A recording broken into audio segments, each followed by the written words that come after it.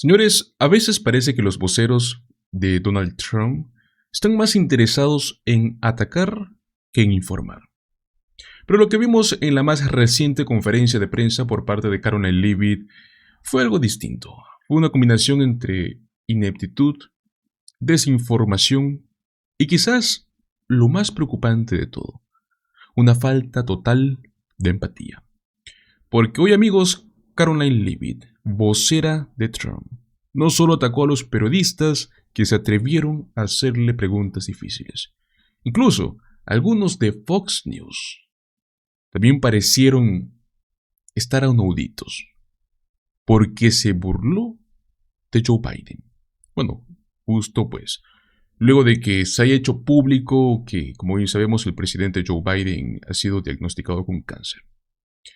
Como era de esperarse, la reacción ha sido de inmediata, la prensa reaccionó, el público reaccionó y lo que siguió, amigos, fue un colapso en vivo y en tiempo real. Una vocera que claramente no está lista para el escrutinio que conlleva defender a un presidente lleno de escándalos. Pero bueno, vamos a analizarlo todo. La rueda de prensa arrancó con un comentario que a simple vista podría parecer inocente, pero el tono y el momento en este contexto lo convirtió en algo repugnante. Caroline Leavitt respondió preguntas sobre la salud de Trump y en lugar de simplemente informar, pareció burlarse directamente del estado de salud de Joe Biden. Veamos este clip. Follow up on former President Biden. White House doctors may have missed the early stages of his prostate cancer. So, is President Trump worried about the quality of care that presidents get here? Not as far as President Trump is concerned. The White House physician we have here is phenomenal, and the team of physicians that take care of the president, particularly at Walter Reed Medical Center, are great. The president had his physical recently, as you know. He had perfect results. He's in very good shape. I think those of you who traveled to the Middle East with us last week can attest to the president's endurance. And by the way, I will add, we returned home from a very long and tiring trip last week, and on Saturday, where was the president? In the Oval Office working all day. He doesn't stop, he doesn't quit, he's in great health, and he trusts his physicians. Two more things. Lo captaron, ¿no? No fue solo una forma en la cual evitó referirse con seriedad ante el diagnóstico de Biden, sino que fue su insistencia con un tono burlón. O sea, en decir, Trump está perfectamente sano, lanzaba indirectas sobre el estado de salud de su oponente. Muchos quieren dar el beneficio de la duda, pero cuando el contexto de que Trump publicó, o más bien su equipo publicó, un mensaje diciendo que deseaba lo mejor para Biden, y es más, hasta los medios conservadores lo aplaudieron, como si hubiera hecho una broma humanitaria, ¿no? Uno no puede evitar preguntarse, ¿de verdad creen que Trump se preocupa por la salud de alguien más? Amigos, este no es un presidente que se haya caracterizado por la compasión. Y bueno, Caroline Leavitt, pues prácticamente repitió esta narrativa, ¿no? Y con un tono condescendiente. No hace más que reforzar lo obvio. El equipo de Trump ve la enfermedad de Biden como una oportunidad política. Una oportunidad que no dudan en explotar. Pero la desinformación no terminó ahí porque luego Caroline Leavitt repitió otra de las grandes mentiras de la campaña. Que Donald Trump está defendiendo el Medicaid, está protegiendo a los trabajadores, que su plan económico es bueno para el pueblo. Escuchen esto. Agree with Republicans behind this bill that Medicaid work requirements should be implemented as soon as 2026. So the president wants to preserve and protect Medicaid for Americans who this program was intended for, the most vulnerable in our society, pregnant women, low-income families, seniors, those who truly need these benefits. And it should be going to people who physically cannot work. We want to see able-bodied Americans at least working 20 hours per week, whether that's part-time or full-time, whether that's even looking for work or volunteering for 20 hours a week if they are receiving Medicaid. These are common sense provisions. La realidad, en entrevistas recientes, incluso en Fox News, hemos escuchado a legisladores republicanos admitir que sus planes incluyen recortes al Medicaid. Primero dicen cambios, luego lo cambian a ajustes y finalmente lo llaman mejoras. Pero todos sabemos que es lo mismo, son recortes. Recortes que afectan directamente a las personas más vulnerables. Y bueno, y si a eso le sumamos los nuevos aranceles de Trump, lo único que están haciendo es encarecer la vida para la clase media mientras protegen a sus amigos multimillonarios. Otro momento escandaloso fue cuando se le preguntó a Leavitt sobre Vladimir Putin, un tema que bien sabemos es delicado, un tema donde la línea entre la diplomacia y la complicidad se ha vuelto peligrosamente borrosa. La respuesta de Leavitt: un desvío total. Escuchen esto. Two more things. Putin ghosted everybody at these peace talks last week. As President Trump phones him today to try to figure out an end to the Ukraine war, does he think that Putin is the good guy or the bad guy? I'll let the president speak on that conversation later. He's made his feelings about both sides of this war quite clear throughout it. He wants to see it end. Y es que no fue capaz de decirlo con claridad, si Putin es aliado o enemigo. ¿Por qué? Porque Trump no quiere que lo digan, porque Trump, en lugar de enfrentarse a dictadores, se codea con ellos, les pide favores, les sonríe y ahora también acepta regalos.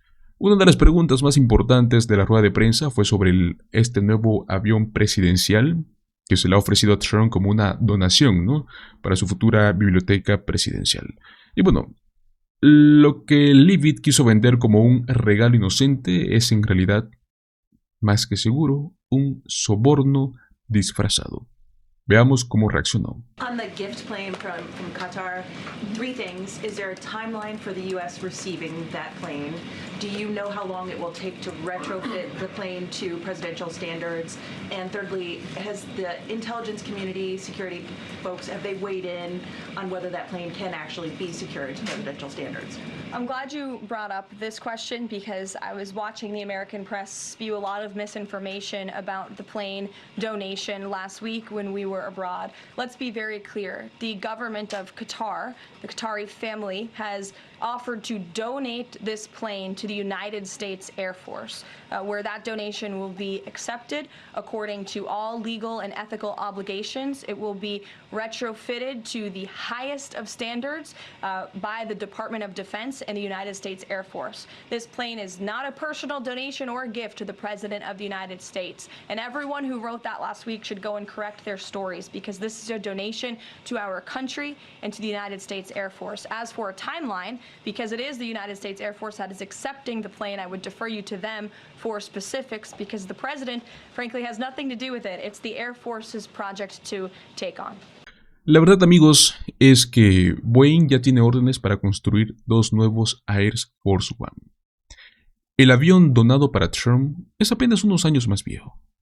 Será desmantelado pronto, será modificado con dinero público y luego será entregado como parte de su biblioteca presidencial.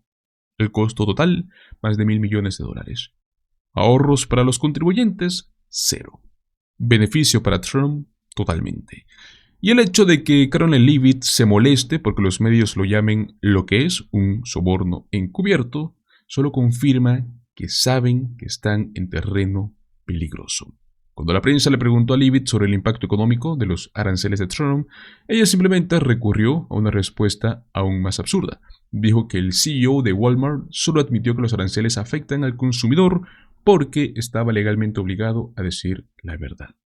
Escuchen esto. Children. Ouija. Thank you, Caroline. President Trump and his top economic aides have repeatedly said that Americans will not pay the cost of tariffs. In fact, last week, Lutnick said people have to drop the, quote, silly arguments that consumers would pay the cost. But over the weekend, as you know, the president posted that Walmart should eat the tariffs and not charge the value customer anything. I'll be watching, and so will your customers. So does he acknowledge that if companies don't absorb the full cost, Americans will have to pay? Well, first of all, the CEO of Walmart made those comments about the tariffs on an earnings call where CEOs, I believe, are legally obligated to give the most dire warnings and forecasts to their investors and stakeholders. The reality is the president has always maintained, Chinese producers will be absorbing the cost of these tariffs. And that is why China was so quick to hustle to the negotiating table with the United States of America. They need our markets, they need our consumers, and I would again point you to the inflation report that came out last week showing that inflation is declining in large part because energy prices are dropping across the board in this country because of the president's robust energy agenda that he has taken since January 20th. So the president is committed to ensuring that prices remain low for American consumers, and he maintains the position that foreign countries will absorb these tariffs. What does he mean by I'll be watching to Walmart? He'll be watching, seeing what they're doing. Amigos, eso fue literalmente su línea, que si no estuviera obligado a decir la verdad, seguramente mentiría a favor de Trump. O sea, su argumento es que la realidad económica no importa, que solo importa lo que sea conveniente políticamente. Y eso, amigos, en esencia, es lo que resume toda la filosofía del trumpismo. Mentir siempre que sea útil, ignorar los hechos y si alguien dice la verdad, desacreditarlo. Por suerte, no todos los líderes políticos están dispuestos a dejar pasar estas mentiras. Alexandria Ocasio-Cortez ha respondido con claridad y contundencia al cinismo de Donald Trump. Escuchemos esto. We've been here since 2 o'clock yesterday, straight, no breaks, discussing everything from the energy provisions that are being gutted to, most importantly, healthcare that is on the chopping block. And for a lot of this discussion in the last almost 24 hours, some of the justification for these cuts have been about populations and people who are undeserving of Medicaid and health care, who are not worthy of it, who are fraudulent, etc. You know, the list goes on. But, you know, at the end of the day, it's about who is not deserving of care. And I would like my colleagues to sit with the feeling of having this legislation come before us and imagine what it feels like as a woman to have health care and clinics that are dedicated to the full spectrum of women's care be on the chopping block, because the implication is that we are undeserving. The implication here is that Planned Parenthood is being defunded because women are undeserving of the full spectrum of care that can save their life. Because as the gentlelady from Virginia noted, in states that have banned, outlawed, restricted, defunded abortion services and care, women die at much higher rates. It kills women. It kills women to defund care, reproductive care. It kills women to restrict it, to ban it, to defund it. And this legislation will kill women.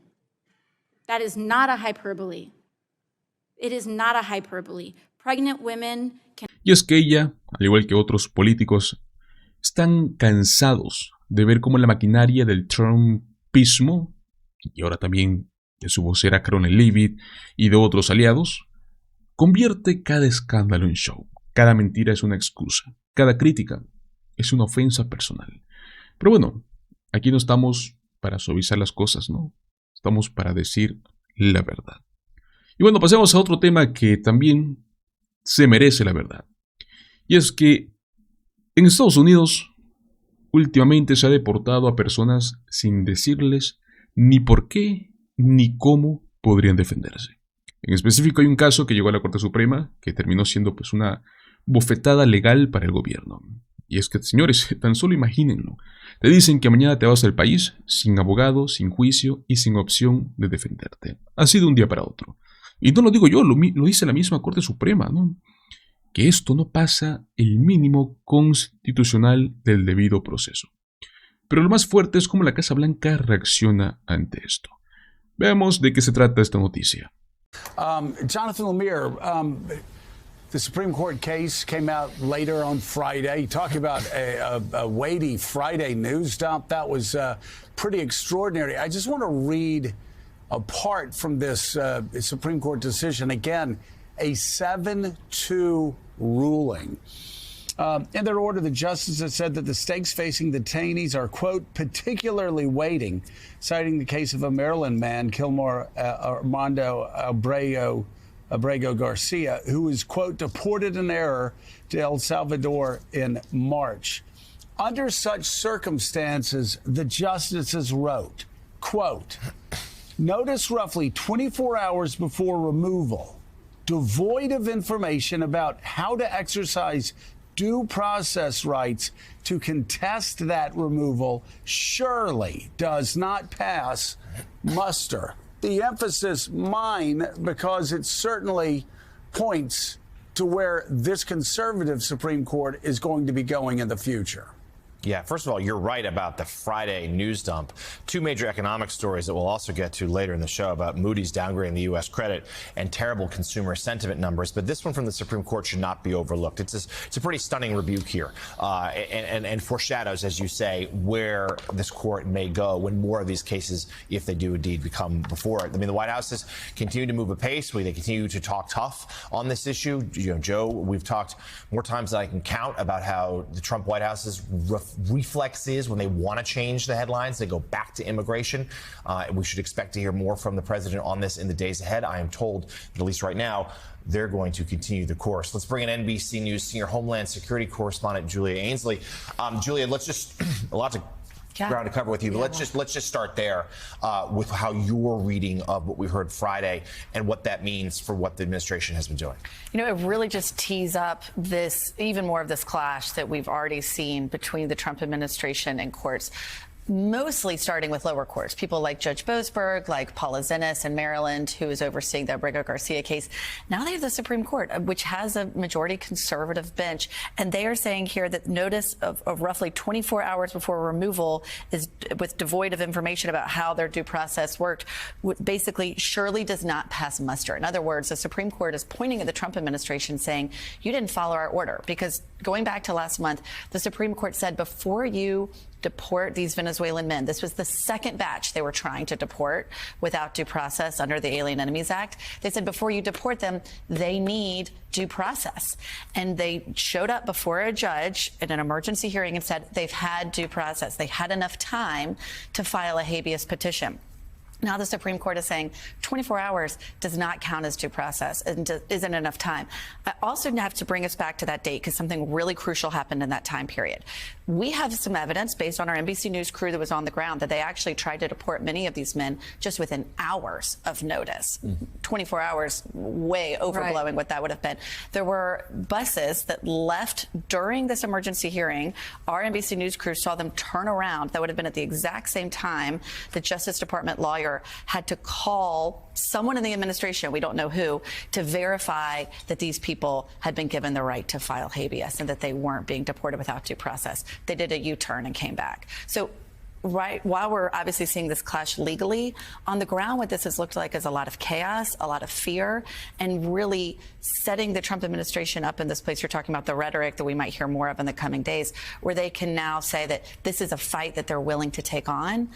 But it's getting harder when you have opinions like this coming from the Supreme Court. And also, what does this mean for, is there any anything in there about the men who are in this prison and the men in David Noriega's amazing report? That was an amazing report by David, and really just gets to the fact that there are so many people who were sent to this prison, again, without due process. They didn't have a chance to defend themselves. And in fact, that's why a circuit judge said that these people really got worse treatment than Nazis, that Nazis could defend that they weren't part of the Nazi party before they may have been subjected to the Alien Enemies Act and World War II. And so what happens to the men there now? That now falls back down to Judge Boasberg in D.C., and we're hoping to get news on that this week as well. Okay. I just wanted to layer in the parallel conversation we've been having when I've seen you guys, which is this fact pattern of there is a guy identified by tattoos, and every expert on Tren de Aragua says, including those I've talked to in my own reporting, they say this is, again, as David pointed out, this is not a marker. This is not actually it's just not a way of identifying the bad guys that you think. And then you have, in the case of Jersey Reyes Barrios, the other soccer player that I reported on, who has not talked to his family, has disappeared in a very identical way, including with a statement from Tricia McLaughlin, who said the exact, they're just running the same playbook.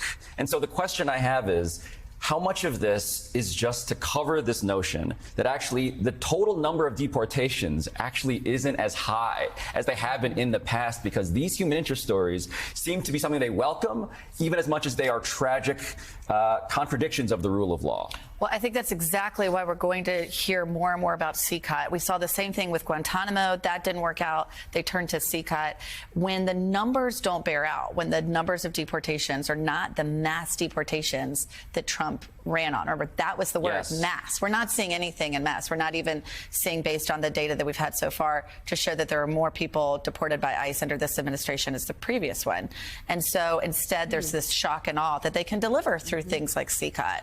And so when CCOT gets stopped by the court, then we start to turn to these stories. And of course, they've been able to do that as well with more information they're giving on Abrego Garcia. But at the end of the day, why are we having these discussions about people's tattoos, what they may have done and their marriages, when that should be before a court, which is exactly what the Supreme Court is saying? Patty. Mike, when Abrego Garcia was in the headlines every single day, the understanding from all of our reporting from the White House was that they were happy with this situation. They liked it being there. Is there some feeling that this narrative is being replaced by the narrative that actually they haven't reached the number of deportations that they want? People are not self-deporting because they don't think it's safe to do so. What's your latest understanding from the White House on the immigration story? Yeah, as I talk to people behind the scenes, they remain very confident about this, both the thinking behind it and they believe it's net popular in the country. But they're running into roadblocks. One, like clearly mistakes are being made. And second, the lead story of today's New York Times talking about the fact that the one through line through all these federal court decisions about this is that these people do have due process rights. And the very minimum should be that they have the chance to challenge their deportations. So that is going to be a hurdle to what the administration is trying to do. I can tell you what they say is we can't wait, and they're going to continue to move these cases quickly. And you saw Stephen Miller, one of the most trusted aides to President Trump, saying that they may pull back on habeas corpus, one of the most important rights for people. So the White House is keeping their foot on the gas. All right, co-founder of Axios, Mike Allen, thank you. And thank you for the Bear Bryant tie. It is greatly appreciated, my man. Nice touch. Never quit, roll tide. Roll Tide. Roll Tide. You know, Mika, going back to Mike's reporting out of the White House, it's what I'm hearing, and also, of course, what John Lemire is hearing. Despite the fact that they are upside down in the polls on the Abrego Garcia case, despite the fact that some of these actions that they've taken have actually made the president in a spate of polls upside down, even on immigration, which is his most popular issue, his go-to issue. Like Mike said, the White House still has, still has a foot on the gas, and they're just simply, again, they said they were going to do this at the beginning. It's what they're still doing, and that is testing the boundaries of presidential power. And what they're finding is that not only the Supreme Court, other lower courts are pushing back in a very strong, aggressive way. And you're also seeing voters. Saw an op-ed in the Wall Street Journal talk about this, that, sometimes politicians and people in the media have this elitist viewpoint of things like due process. And yes, we understand it, but the teeming masses do not. That is not the case. As William Galston wrote in the Wall Street Journal last week, most Americans very much understand the concept of due process, and they don't believe it's being followed. And that is causing a drag on the president's approval rating when it comes to immigration in a lot of these polls. But again, with all of that said, the White House still believes this is their winning issue, and they're going to still move forward on it as aggressively as they can. NBC News senior Homeland Security correspondent Julia Ainsley, thank you so much for your reporting. Y es que amigos, lo que acabamos de escuchar es una de las partes más demoledoras del fallo. O sea, básicamente la Corte Suprema está diciendo, oye, dar 24 horas de aviso y sin explicar los derechos básicos de una persona no es justicia. Y aquí viene un dato muy preocupante. No es un error aislado, es una estrategia deliberada, es un patrón. La administración de Trump impulsó políticas migratorias que cortaban camino, que evitaban procesos judiciales, trataban a inmigrantes como si fuesen objetos que se pueden mover sin consecuencias. ¿Cuál es la reacción del gobierno? Vamos a seguir. No podemos esperar. No pueden esperar para deportar a alguien sin juicio. Señores, eso no es ser firme, eso es romper las reglas del juego democrático. Mucha gente hasta defiende esto diciendo, es que hay que ser duros con la inmigración ilegal. Ok, se puede tener una política firme, pero sin pisotear los derechos humanos básicos. Si un criminal en Estados Unidos tiene derecho a un abogado, ¿por qué un inmigrante no puede ni presentar su caso? Además hay otro detalle importante que se menciona que es por ejemplo en este caso, ¿no? Que fue el uso de los tatuajes como prueba de pertenencia a pandillas. Amigos, eso es muy peligroso. ¿Desde cuándo un tatuaje te define como culpable de algo? Estamos volviendo a tiempos de prejuicio. Este simple caso ya nos refleja algo mucho más grande. Es una visión de poder donde la ley se dobla para cumplir con un objetivo político. La administración de Trump quiso mostrar dureza, pero lo hizo a costa del sistema judicial y de los derechos humanos. Y ojo amigos, no solo es un tema legal, es un tema de moral. Si se empieza a justificar que algunos no tengan derechos, ¿qué nos queda después? Pero bueno amigos, ¿qué opinan ustedes? ¿Creen que en nombre de la seguridad se pueden ignorar derechos fundamentales? ¿Pueden pasar por encima del derecho humanitario? Los invito a que me dejen sus opiniones en la caja de comentarios. Muchísimas gracias por acompañarme hasta el final de este video. Recuerda como siempre, deja tu like, compártelo con tus amigos y suscríbete a nuestro canal Políticamente en Desacuerdo. Nos vemos en el próximo video. Hasta luego.